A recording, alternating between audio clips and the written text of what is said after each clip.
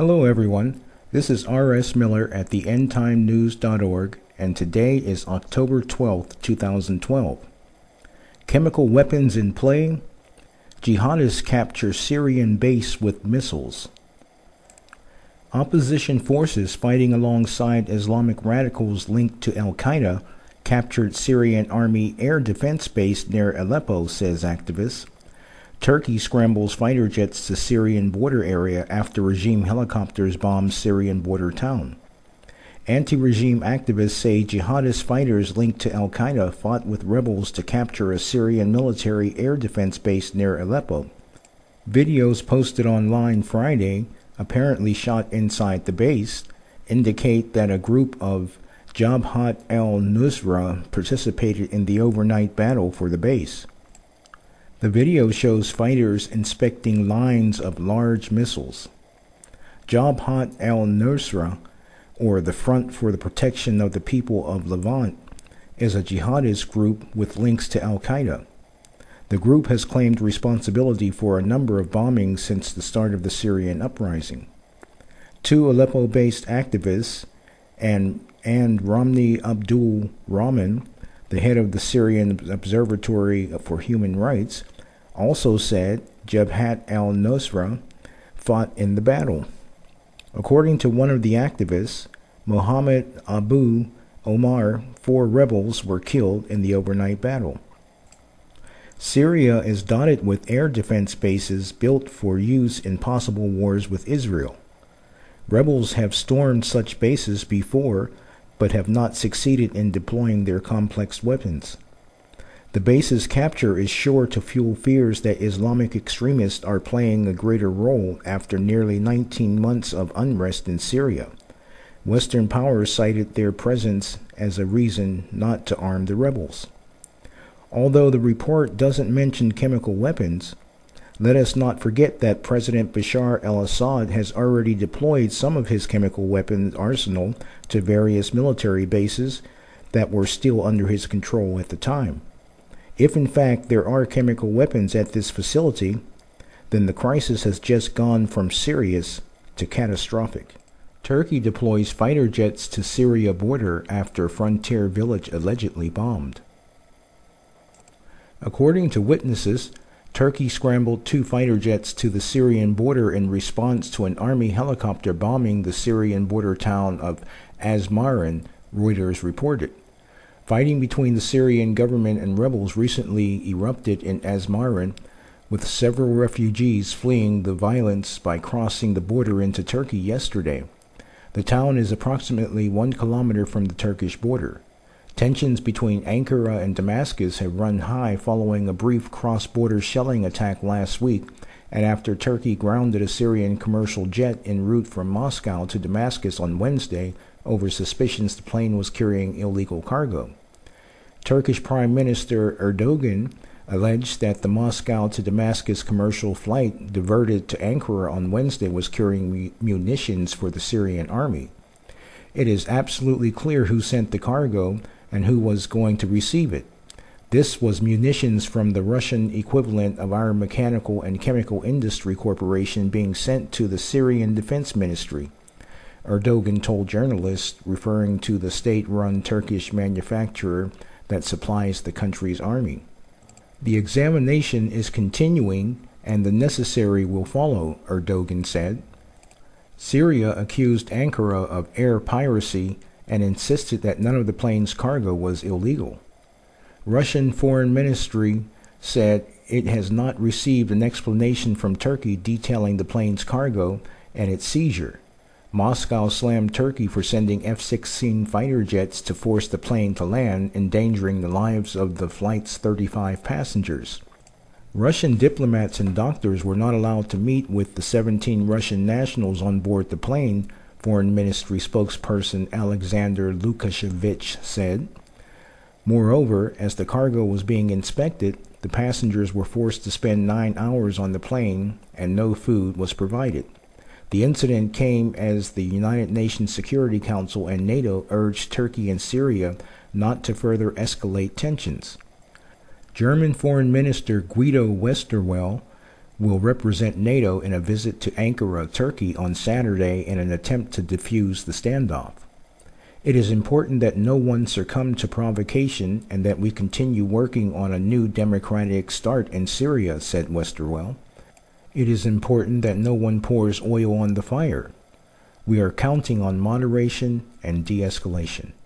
Turkey's army on high state of readiness, first step for Syria no-fly zone. War tensions over Syria continued to spiral early Thursday, October 11th, when Turkey's armed forces were placed on a state of readiness and its chief of staff pledged stronger response to any hostile act by Syria. A high-placed U.S. source confirmed to Depkafal that Turkey had, by forcing a Syrian civilian Airbus A320 plane en route from Moscow to Damascus to land in Ankara and declaring Syrian airspace unsafe, taken the first step towards creating a no-fly zone over Syria. Early Thursday, Moscow responded with a demand from Ankara for clarifications, claiming that 17 Russians were aboard the intercepted flight. Turkey had reported 37 passengers on the plane without specifying their nationalities.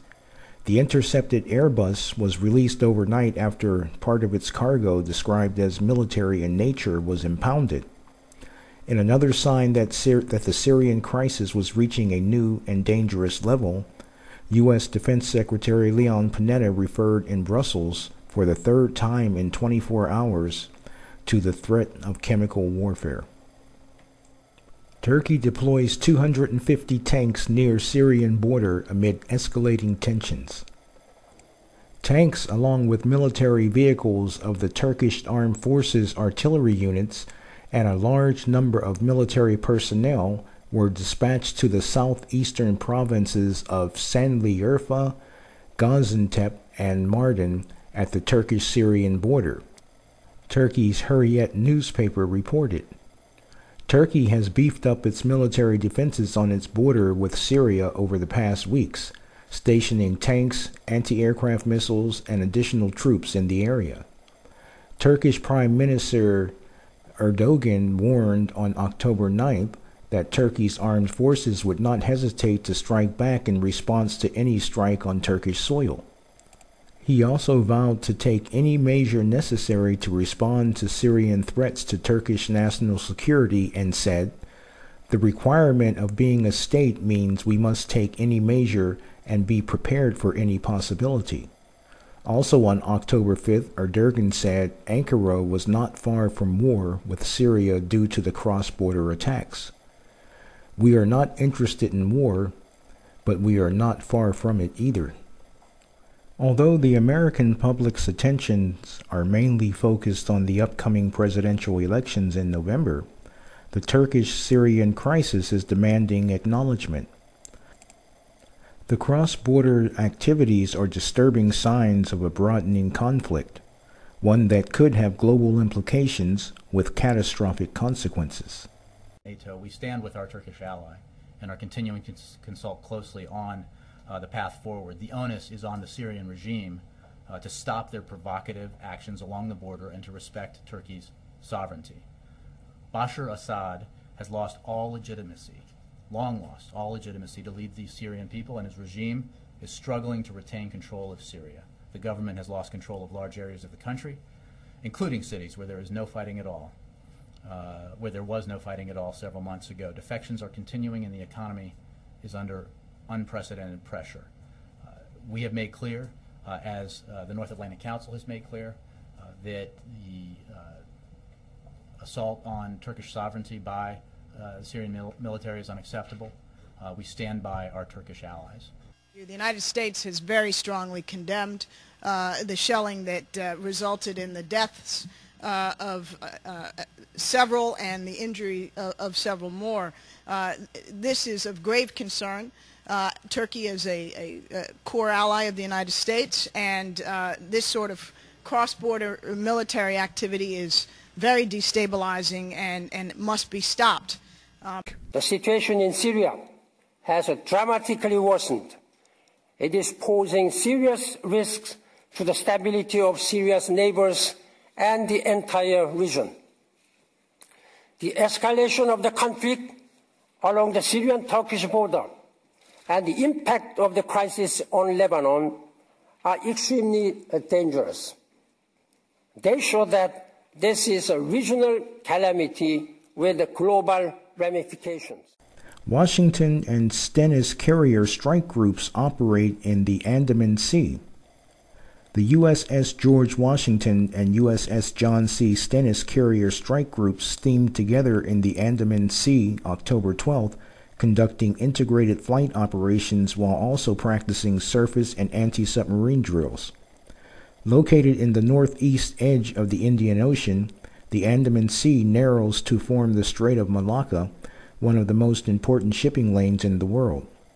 Both carrier strike groups have been conducting forward presence operations and port visits in the vital Asia-Pacific region for the past 3 weeks, but having two aircraft carriers operating together in the Andaman Sea is an unusual opportunity. The U.S. Navy routinely conducts dual aircraft carrier operations in international waters when and where opportunities exist. However, I believe this is the first time it has been done in the Andaman Sea, said Captain Greg Fenton, USS George Washington's CVN-73 commanding officer. These operations are vital in improving inoperability and readiness to respond across the full range of military operations, from humanitarian assistance to combat missions. Ladies and gentlemen, for all practical purposes, we are already at war.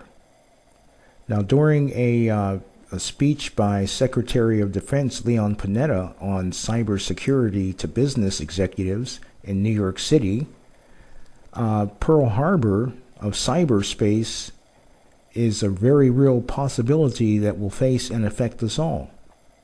I'll read you a small portion of his speech. I know that when people think of cybersecurity today, they worry about hackers and criminals who prowl the internet, steal people's identities, steal sensitive business information, steal even national security secrets. Those threats are real and they exist today. But the even greater danger, the greater danger facing us in cyberspace, goes beyond crime and it goes beyond harassment. A cyber attack perpetrated by nation states or violent extremist groups could be as destructive as the terrorist attack of 9/11. Such a destructive cyber terrorist attack could virtually paralyze the nation. Let me give you some examples of the kinds of attacks that we have already experienced. In recent weeks, as many of you know, some large U.S. financial institutions were hit by so-called distributed denial of services attacks. These attacks delayed or disrupted services on customer websites. While this kind of tactic isn't new, the scale and speed with which it happened was unprecedented. But even more alarming is an attack that happened 2 months ago when a very sophisticated virus called Shamoon infected computers in the Saudi Arabian state oil company. Shamoon included a routine called a wiper, coded to self-execute. This routine replaced crucial systems files with an image of a burning U.S. flag, but it also put additional garbage data that overwrote all the real data on the machine. More than 30,000 computers that it infected were rendered useless and had to be replaced. It virtually destroyed 30,000 computers.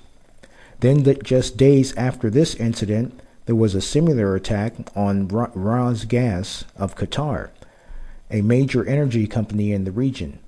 All told, the Shamoon virus was probably the most destructive attack that the private sector has ever seen to date. These attacks mark a significant escalation of cyber threat, and they have renewed concerns about still more destructive scenarios that could unfold. For example, we know that foreign cyber actors are probing America's critical infrastructure networks. They are targeting the computer control systems that operate chemical, electricity, and water plants, and those that guide transportation throughout this country. We know of specific incidences where intruders have successfully gained access to these control systems. We also know that they are seeking to create advanced tools to attack these systems and cause panic and destruction and even the loss of life. Let me explain how this could unfold. An aggressor nation or extremist group could use these kinds of cyber tools to gain control of critical switches. They could, for example, derail passenger trains, or even more dangerous, derail trains loaded with lethal chemicals. They could contaminate the water supply in major cities or shut down the power grid across large parts of the country.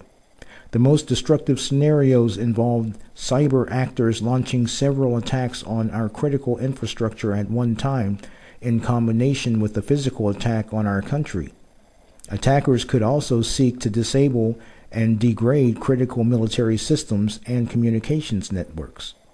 The collective result of these kinds of attacks could be a cyber Pearl Harbor, an attack that would cause physical destruction and the loss of life. In fact, it would paralyze and shock the nation and create a new, profound sense of vulnerability. Japan displays naval muscle amid island strife.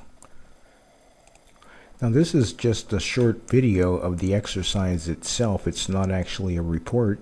It's only 1 minute and 44 seconds long, and I'll put a link in the box below so that you guys can actually read the report by RT.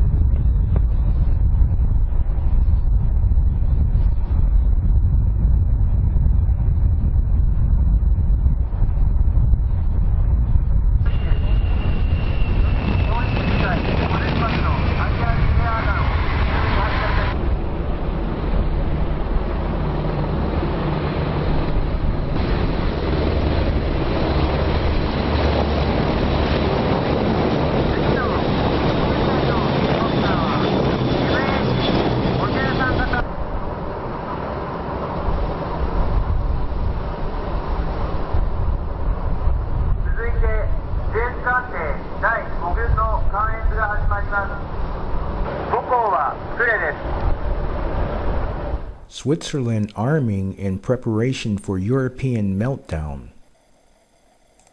The Swiss army is preparing contingency plans for violent unrest across Europe. A nation mostly famous for its banks, watches, and chocolate fears it may face a massive influx of European refugees in the near future. One of the world's richest nations openly expressed concerns over the possible outcome of Europe's continuing financial troubles and is currently conducting army exercises against the possibility of rioting along its borders. In September, the Swiss military conducted exercises dubbed Stabilio II, with scenarios involving violent instability across the EU. Switzerland has maintained an avowedly neutral stance for decades and refused to join the Eurozone when presented with the opportunity. Bern's biggest fear is likely the disorganization of neighboring nations, armies that would follow general instability. The Eurozone crisis and the severe austerity measures in the EU are forcing member states to significantly slash their military budgets. If protest continues to spread across Europe, police and armed forces may find themselves ill-equipped to manage the unrest. I will not rule out that we will need the army in the coming years, Swiss Defense Minister Ureli Marur said last Sunday. The Swiss Defense Ministry has pressed ahead to modernize the country's army despite political opposition. With its multi-billion franc military budget and an army of around 200,000 soldiers, the country also plans to purchase new Saab Gripen jet fighters. Now here's a cartoon that illustrates the thinking behind the Swiss leadership. Russia may quit the Nunn-Lugar Program. The U.S. proposals on extending a decades-old bilateral program aimed at dismantling weapons of mass destruction are out of sync with Moscow's concept of cooperation in that area, the Russian Foreign Ministry said on Wednesday. We have received an American proposal on extending the 1992 agreement, which is due to expire in June 2013, Ministry spokesman Alexander Lukashevich said, referring to the Nunn-Lugar agreement. Our American partners know that their proposal is at odds with our ideas about the forms and basis for building further cooperation in the area. A more modern legal framework is needed for such interaction, he added. Earlier on Wednesday, the Russian daily Kommersant quoted sources in the U.S. State Department as saying Russia is no longer interested in the Nunn-Lugar Program, also known as the Cooperative Threat Reduction Program, which dates back to the early 1990s and helped decommission scores of nuclear, biological, and chemical weapons after the collapse of the Soviet Union. U.S. officials told the paper that their Russian counterparts informed them during a recent meeting that Moscow no longer needs the financial assistance, emphasizing instead the importance of safeguarding state secrets. The move is the latest in Moscow's review of its relationship with Washington and comes after Russia stopped the United States Agency for International Development from working in the country earlier this month. Friends, we are living in the last days. Are you saved? Follow the link below and pray the prayer of salvation with a sincere heart, and you will be saved. It is my prayer that God bless each and every one of you with ears to hear, eyes to see, and a heart to receive. In Jesus' name, amen.